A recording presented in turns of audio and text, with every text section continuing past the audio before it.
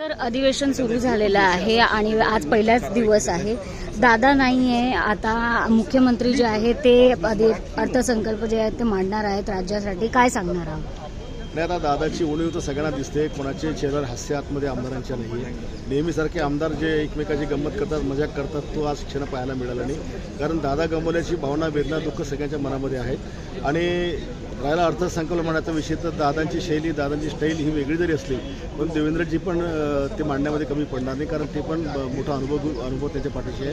पण राज्याचा अर्थसंकल्प योग्यरित्या मांडला जाईल. दुसरा प्रश्न असा आहे की रोहित पवार नेते जे आहेत ते वारंवार प्रश्न निर्माण करते, प्रेस कॉन्फरन्स किती घेत आहेत आणि संशय निर्माण झालेला आहे की हे घात आहे, अपघात आहे, त्यांचं निधन झालेलं आहे. त्यांनी केलेल्या उपस्थित प्रश्नामुळे महाराष्ट्राच्या मनामध्ये शंका आहे, महाराष्ट्राच्या मनामध्ये अनेक प्रश्न आहेत. जे त्यांच्या त्यांच्यामध्ये प्रश्न म्हणून आता एकदा का त्यांच्या सगळ्या प्रश्नांची इन्क्वायरी झाली पाहिजे. तसं तर मुख्यमंत्री मोदींनी CID इन्क्वायरी चालू केलेली आहेत. केंद्रीय मंत्र्यांनी त्यांच्या कंपनीची इन्क्वायरी लावली आहे. ह्या सगळ्या कंपन्यांचा अहवाल, चौकशीचा अहवाल ज्यावेळेला येईल त्यामध्ये जो कोणी दोषी असेल मग त्याच्यावर कारवाई होईल.